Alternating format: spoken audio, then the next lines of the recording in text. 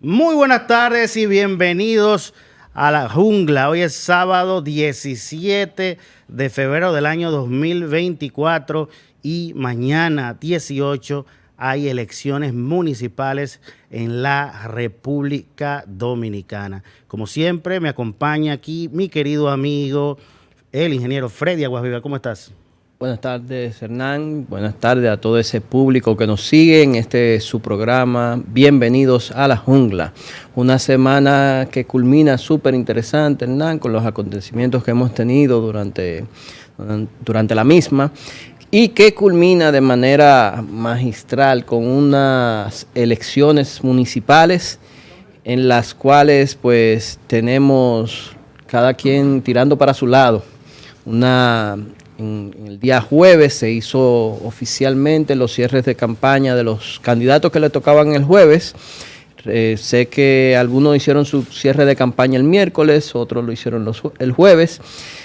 Y mañana domingo pues culmina este tramo de las elecciones municipales para entonces iniciar con el tramo de las elecciones congresuales y presidenciales de mayo. 3.849 puestos van a estar en competencia en el día de mañana entre alcaldes, directores distritales, regidores y vocales, así como los suplentes de esto, Freddy. Evidentemente, como tú dices, esperamos que culmine la semana de manera magistral. Hemos visto esta semana una denuncia de supuesto fraude, intento de fraude, pero también hemos visto que ya está llorando la oposición. La Procuraduría especializada en delitos electorales investigó y dice que no hay riesgo. Pero también la Junta Central Electoral estableció un protocolo para, si fallan los equipos, sustituirlos por otro. Y el procedimiento para hacerlo. Es decir, que por lo pronto podemos darle un voto de confianza a la Junta Central Electoral por adelantado, pero ellos tienen que cumplir con esa confianza dada en el día de mañana. Ya no los van a agarrar asando batata como agarraron a las autoridades de la Junta Central Electoral de la gestión pasada. No puede volver a ocurrir un febrero como el del 2020. Aquí se suspendieron unas elecciones por primera vez, eso fue un desastre por problemas técnicos. Ahora mismo el voto es manual en todos lados, no hay voto automatizado. Pero hay peligros, los peligros que siempre se dan en los recintos electorales, sobre todo cuando hay temas de compras de delegados y ese tipo de cosas, Freddy. Además de que los datos serán transmitidos vía digital por una red privada de la Junta Central Electoral. Mira, y ahí es donde pudiera haber algún tipo de problema. Yo entiendo, sí, bueno, antes de pasar a lo que iba a resaltar, esa transmisión por una red privada se intentó en las elecciones pasadas, no recuerdo si fueron en las internas del PLD y durante las mismas elecciones generales del país, en las municipales y en las presidenciales. Y el doctor Leonel Fernández había dicho que esa red privada había sido interceptada y se le había intentado pues hackear para alterar los resultados. Es decir que ya eso introduce una especie de preocupación de que se puede intentar lo mismo en caso que haya sido cierta la denuncia del doctor Leonel Fernández en ese momento. Eso fue en el 2019, Freddy, ya estamos en el 2024 y no hay prueba alguna de que eso haya ocurrido. Exactamente, nunca se pudo demostrar. En febrero de 2020 se dijo lo mismo con esas elecciones municipales suspendidas y una investigación de la Organización de Estados Americanos dijo que no. Al final no hubo fraude, fue un fallo técnico. Esperemos que las cosas salgan bien mañana domingo con estas elecciones municipales. Pero mira, yo quiero que anunciemos al invitado que vamos a tener más adelante. Él es Harold Correa, él es vicepresidente de la COPAL, este foro de partidos políticos, el más importante de la región. Es también abogado y ha ostentado puestos públicos importantes en Chile. Por ejemplo, él fue jefe de gabinete en 2 oportunidades del Ministerio de Educación entre los años 2003-2005 y entre los años 2014-2015. También fue jefe de gabinete del Ministerio Secretarial de la Secretaría General del Gobierno en el 2006, fue jefe de gabinete del Ministerio de Obras Públicas de Chile 2008-2010, jefe de gabinete ilustre Municipalidad de Santiago de Chile entre los años 2012 y 2014 y asesor presidencial de Michelle Bachelet. Así que vamos a hablar de temas interesantes que están pasando en Chile y en el resto de Latinoamérica. Así como vamos a hablar con él de este importante foro de partidos políticos que constituye la COPAL, Freddy. Bueno, un invitado internacional de mucho calibre, un asesor de la expresidenta Michelle Bachelet, una excelente presidenta que pasó por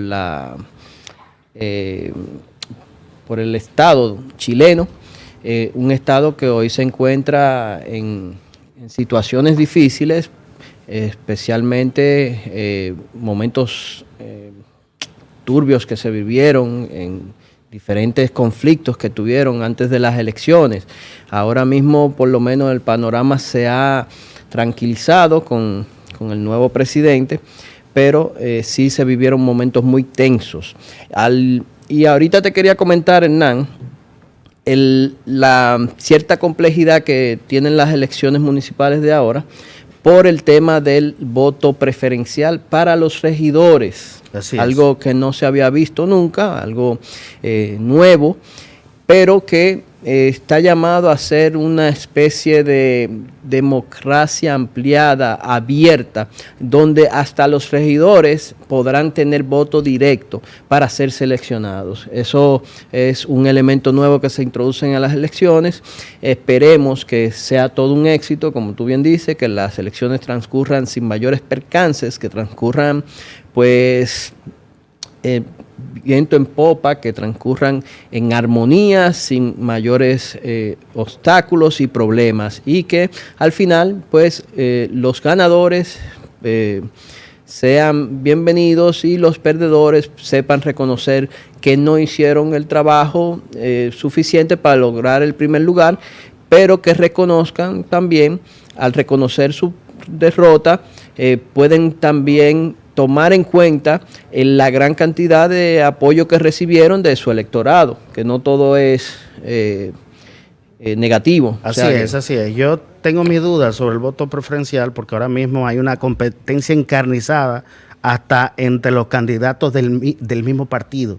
Hay una especie de canibalismo político entre los candidatos del mismo partido político. Pero bueno, eso es democracia directa, Freddy.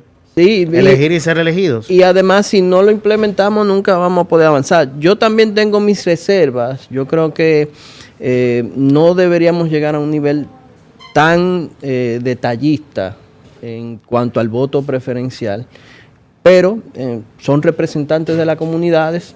Esperemos que sea todo un éxito y que de verdad este modelo pudiera funcionar.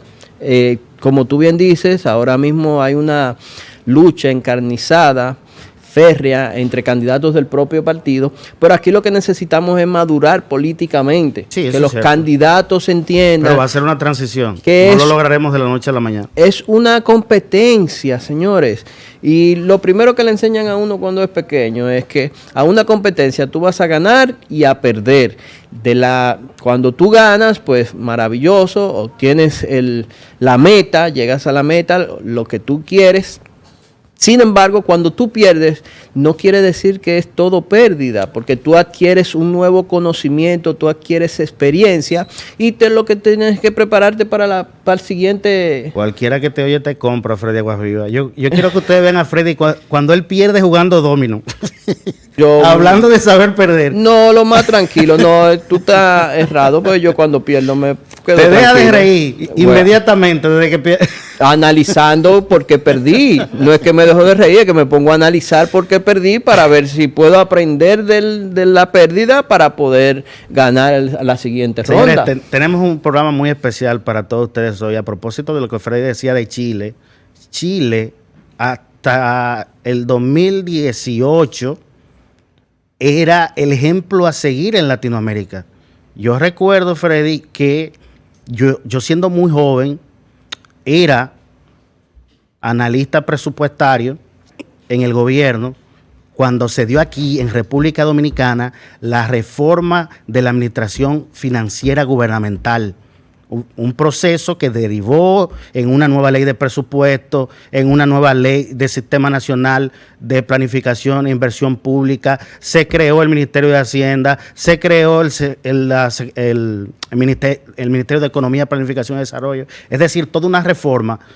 Y los profesores que yo tuve durante esa reforma eran chilenos de la CEPAL. Y el ejemplo a seguir era Chile. De hecho, señores, las AFP la copiamos de Chile, Freddy. La administradora de fondos de pensiones la compra. El sistema de seguridad social. Pero entonces en 2019 empiezan las protestas, sobre todo de estudiantes. Especialmente de las AFP. El actual AFP. presidente era un estudiante de eso que protestaba. Y uno de los temas era que no era justo el sistema de pensiones allá. Pero también otro tema es que en Chile tenían todavía la constitución vigente de la dictadura de Pinochet. Irónicamente, ahora llega Boric, que es de la izquierda radical. Gabriel Boric.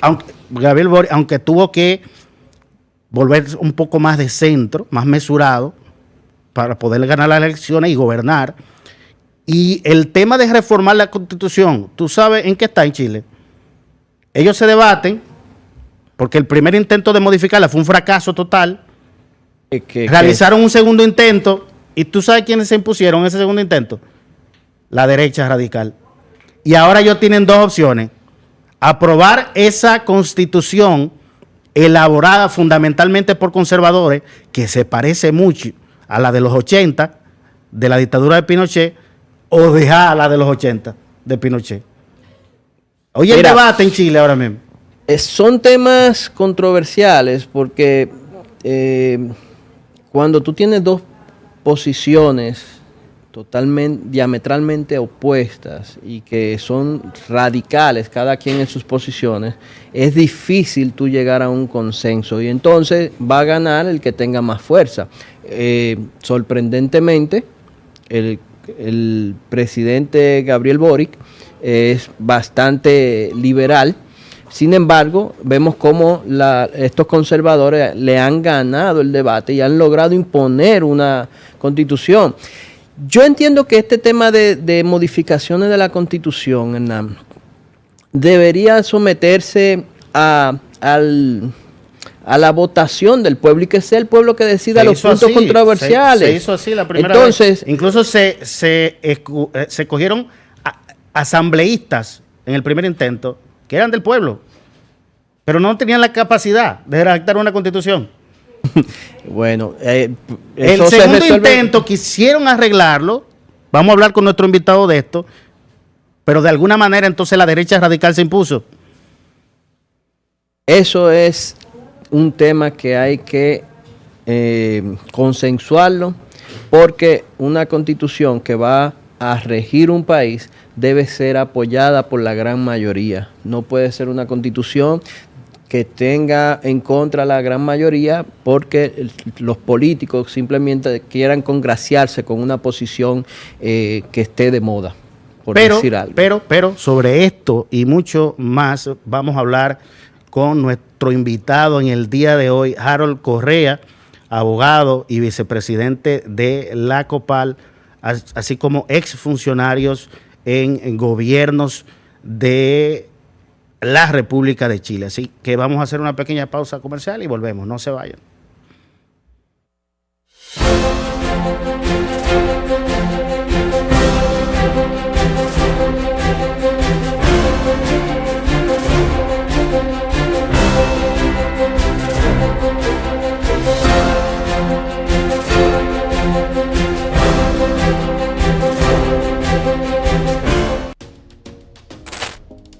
El análisis político, el análisis económico, la opinión, no se la pierdan en Voz Media Network todos los domingos a las 5 de la tarde. Hablando conmigo, hablando que uno se entiende.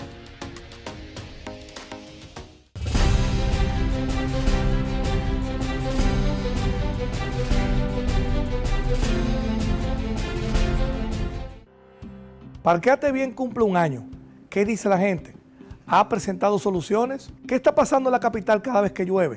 ¿Cuáles son las soluciones que tiene el ayuntamiento para evitar las inundaciones cada vez que caen estos aguaceros? No te pierdas estos temas y otros más en su espacio Municipalidad Global, este y todos los domingos a las 6 de la tarde por Voz Media Network. Te esperamos. Muy pronto, un espacio para disfrutar del béisbol, figuras de grandes ligas, estadísticas, jugadas estelares, todo lo que quieras saber sobre las grandes ligas y los deportes que conjugan los atletas más destacados. Vívelo cada sábado en Grandes Ligas TV por Voz Media Network.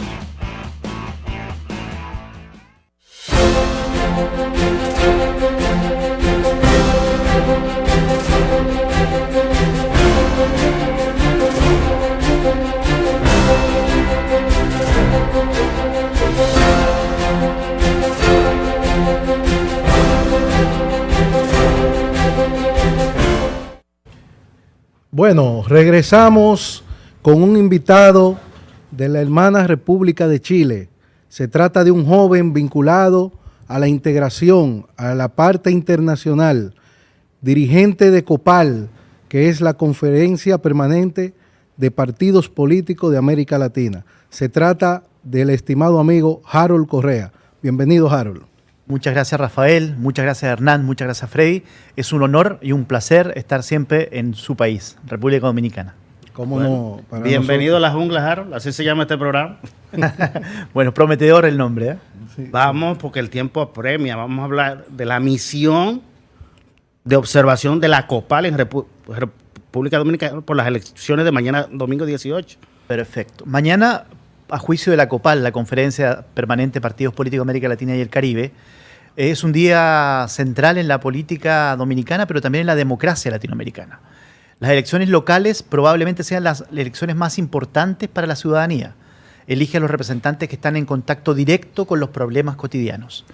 Por eso hemos querido construir una misión de observación electoral y de acompañamiento electoral para abordar la democracia dominicana. Nos interesa mucho observar qué está ocurriendo en su país y particularmente cómo las fuerzas políticas logran convivir después de un proceso democrático competitivo, transparente y particularmente participativo. Nos parece una tremenda oportunidad. Mañana estamos deseosos.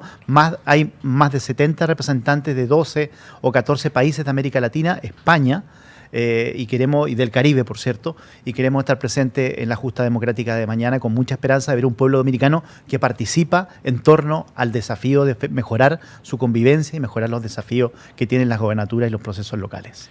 Harold, sé que recientemente vienes de ser jefe de misión en las elecciones que se le celebraron en Ecuador. Un proceso difícil porque se presentaron hechos de violencia. Entonces quisiera que, como has visto lo que está pasando, compares tu experiencia en los procesos y hable un poco de esa experiencia vivida por allá. Eso fue muy interesante, Rafael, porque COPAL se hizo presente en un minuto, yo diría, de los más dramáticos del último tiempo en las democracias latinoamericanas, el Ecuador. El Ecuador, como todos nuestros países, del Caribe al sur, y particularmente cada vez más notoriamente, están enfrentando una crisis de seguridad nunca vista, jamás vista. Las tecnologías, el desarrollo del armamento, el desarrollo incluso de tecnologías que van más allá de lo que usan los estados por el crimen organizado, ha demostrado que cada uno de nuestros países puede ser un campo de batalla muy interesante de analizar, pero muy urgente de actuar en función del crimen organizado. Y eso pasó en Ecuador. Recordemos que en Ecuador, antes de la primera vuelta presidencial, ocurrió un tremendo asesinato de un candidato presidencial que iba tercero en la encuesta, el señor Villavicencio, y se produjo una tensión ahí de una manera absolutamente insospechada. Y aunque iba en tercer lugar, ¿tú sientes que ese hecho afectó el resultado final en esas elecciones? Absolutamente, Rafael, absolutamente. Creo que el candidato Noboa, que no tenía ninguna posibilidad de ganar esa elección, que recordemos que era una elección complementaria a un proceso de muerte cruzada, en que el Congreso disolvía el mandato presidencial y el presidente disolvía el Congreso. Ese señor Villavicencio, no obstante ir tercero, representaba a lo menos comunicacionalmente la lucha frontal contra la corrupción y el crimen organizado. Al asesinarlo de esa manera, se estableció un clima de tensión política y democrática en el Ecuador que llevó a mirar un refresco de los liderazgos y llevó a mirar un concurso y un discurso de una persona que era joven y que representaba una fuerza represiva para el proceso de delincuencia organizada y crimen organizado en el Ecuador. Y él, el candidato Noboa en ese minuto, el presidente Noboa hoy día, logró imponerse en el debate presidencial inicial con estos temas y logró considerar una muy buena performance en la segunda vuelta, ganando la elección. Todos estos hechos hacen ver que la política es muy frágil y que la política puede llevarnos a condiciones absolutamente insospechadas si no manejamos democráticamente bien los procesos. Así es. Harold, tú eres chileno y has sido funcionario del gobierno de Chile, has sido asesor de Michelle Bachelet, una mujer política muy admirada en la región. Hablemos de Chile. Chile era ejemplo en Latinoamérica. Yo le comentaba a Freddy al inicio del programa que aquí en el año 2006 se hizo una reforma de la administración financiera gubernamental y Chile es el ejemplo. De hecho, el sistema de pensiones que tenemos en República Dominicana, las AFP, la copiamos de Chile. ¿Qué pasó en Chile? Que a partir del 2019 vemos las protestas de estudiantes, luego unas elecciones convulsas con dos posiciones radicales, de ultraderecha y de ultraizquierda, aunque ganó Gabriel Boric, y luego el fracaso con conseguir o tratar de conseguir una constitución más progresista, que ahora ustedes se debaten entre si aprobar una constitución conservadora o dejar la constitución de la dictadura de Pinochet. Bueno, ese dilema que tú mencionas al final, Hernán, ya está resuelto. Quedó finalmente la Constitución de Pinochet. Y es muy difícil, voy a empezar a explicar de atrás para adelante, es decir, del resultado hacia atrás. El resultado, que acabo de mencionarlo, es producto, a mi juicio, y esto no es algo que yo lo diga de novedad, es algo que lo he dicho ya hace bastantes años de que se iniciaron los movimientos sociales. El problema creo que fue una mala interpretación del movimiento social chileno. El modelo de desarrollo chileno que usted hace mención, el modelo de las AFP, el modelo de las carreteras, el modelo de las concesiones que desarrolló nuestro país de manera vertiginosa entre el 90 y el 2000, con los presidentes Elwin, Frei y Lagos, presidentes de un modelo político también nuevo que era la concertación, parecido al Frente Amplio Uruguayo, con muchas miradas conjuntas en un mismo proyecto político. Ese proceso tuvo una gran debilidad, que muchos podrán decir todos son generales después de la batalla, pero esa debilidad fue no preocuparnos lo suficiente de la redistribución del modelo capitalista del ingreso. Es decir, guardando todas las proporciones, muchos chilenos esperaron el sueño chileno como el sueño americano, es decir, vamos a aguantarnos para desarrollarnos como país porque cuando crezcamos como un país vamos a tener una mayor distribución. Y lamentablemente nuestra economía heredada de la dictadura de Pinochet es una economía excesivamente liberal. Y como es excesivamente liberal, requiere correcciones del Estado a tiempo. Y eso es lo que no lograron ver políticos chilenos de ese proceso. Posteriormente, con las satisfacciones básicamente bien resueltas, muchos jóvenes empezaron a protestar precisamente porque encarnaban un poco este malestar ciudadano. Y esos jóvenes que protestaron en el 2011 ya, después del 2016, solamente en el tema educativo, pasaron a ser una sociedad completa que el 2019 protestó. Eso fue muy interesante porque estando con los mejores indicadores de América Latina, la sociedad estaba disconforme. Y usted veía en las calles protestar a un niño, a un joven y a un abuelo juntos, sin ninguna consideración política alguna. Y la clase política chilena interpretó esto en código político, y no era código político. Lo que había ahí es una disconformidad de un modelo de desarrollo, no una opción de izquierda, una opción de derecha. Y eso explica lo segundo, que la decisión política de la clase política chilena de decir esto lo resolvemos con una nueva constitución, lo que hacía era resolver los problemas de la política, no de las personas. Las constituciones resuelven los problemas políticos. ¿Y no es un retroceso entonces seguir con la de Pinochet? Depende, porque el primer proceso fue esperanzador. La gente apoyó en plebiscito de entrada muy fuertemente a hacer una nueva constitución progresista, pero se nos pasó una raya más de la correspondiente y se hizo una propuesta constitucional demasiado innovadora, que incluso transformaba la denominación de qué era ser chileno. Entonces, porque habían ciertos reconocimientos indígenas que ni siquiera los indígenas querían. Hay un cacique en la 9ª región, que es un jefe indígena de la zona de la Araucanía, donde están los indígenas, que votaba rechazo en ese proceso. O sea, no quería eso. Cuando ellos reconocían, esa constitución reconocía la autonomía de su pueblo. Y le preguntan por qué. Y él dice, porque yo no quiero dejar de ser chileno. Entonces, ahí uno se da cuenta que una cosa son los papers, una cosa son los Twitter de la gente de izquierda, como lo soy yo, y otra cosa es la realidad. El mismo manejo de la información. Y a veces se puede sentir que los políticos están priorizando resolver problemas políticos, asuntos políticos, que resolver los problemas de las personas. Eso pasó con a mi juicio, es una opinión personal, eso pasó con interpretar la protesta social masiva del 2019. Lo que ahí habría que hacer es haber dicho, hagamos una profunda reforma al sistema de pensión, al sistema de salud para redistribuir mejor el ingreso. ¿Y qué le respondimos como clase política? No se preocupe usted, una constitución va a solucionar este tema. Por lo tanto, la primera propuesta constitucional de gran innovación se tiró por la borda y la gente, no obstante haber aprobado la posibilidad de discutir una constitución así, la rechazó contundentemente. Lo que hizo fue reagrupar a las fuerzas conservadoras del país y ofrecer estabilidad.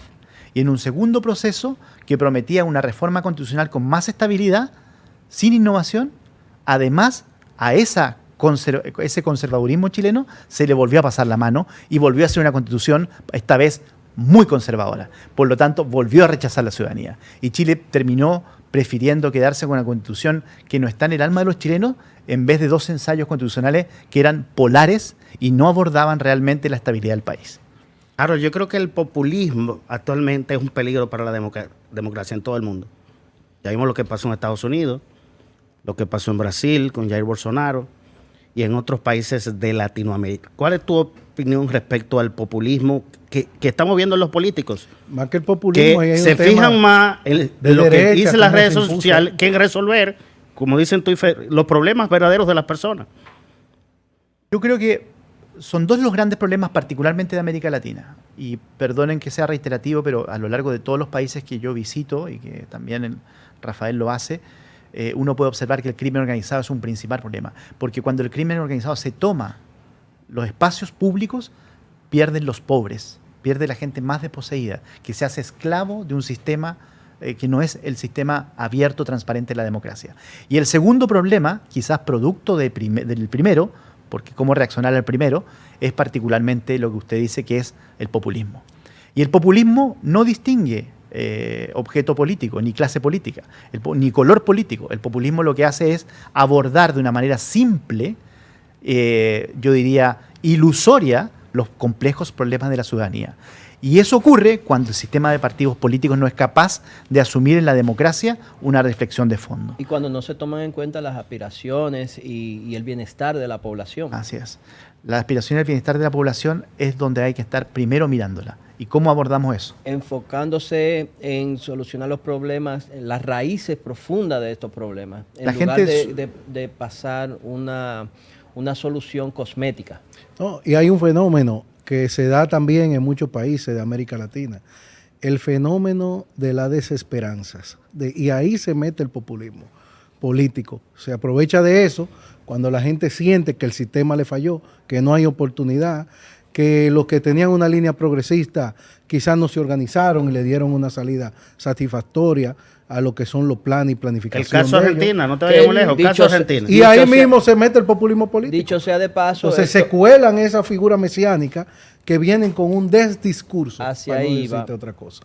A esto dar nacimiento a estas figuras autoritarias, a estos líderes autoritarios que al final pues vienen con soluciones mesiánicas y terminan siendo peor que la... Y lo más complicado y preocupante es que a veces esa figura tiene un apoyo ciudadano mucho mayor que cualquier otra figura política democrática. Totalmente. Así es. Y eso tiene que ver con la... No es un problema que surja automáticamente, es un problema que viene acumulado. Entonces, o hacemos una inflexión rápida o esto puede terminar en una ingobernabilidad democrática muy preocupante. Y esa reflexión, creo yo, que se basa en grandes acuerdos políticos, se basa particularmente en una cosa que nuestros países no lo hacen, que es la prospectiva. Es decir, pensar qué República Dominicana necesitamos de aquí a 20, 30 años más y establecer todas las fuerzas políticas acuerdos comunes para poder desarrollar infraestructura, salud, educación, deportes, cultura, ejes centrales. Cuestión que la gente tenga la sensación de que lo que se está eligiendo es el mejor liderazgo para Dominicana, Chile o Argentina, lo que sea, y no una figura que va a salvar. Y ese liderazgo es el servicio de un proyecto político del país, con matices entre la izquierda y la derecha, entre el centro y la derecha, obvio. Y ahí es donde tiene que decidir la gente. Pero necesitamos países que se pongan de acuerdo a 20, a 30 años más. Porque así se construyen las democracias sólidas y fuertes. Partidos que sean capaces de responsabilizarse por una decisión más allá del nombre que gobierna. Claro, lamentablemente se nos agotó el tiempo. Vamos a tener que volver a invitarte, pero te vamos a asignar otra persona para traerte, para que no te traiga tarde. Otro chofer. Pero un placer y Para mí programa igual, es tuyo. para mí igual, muchas gracias y espero que mañana sea una justa democrática de principio a fin.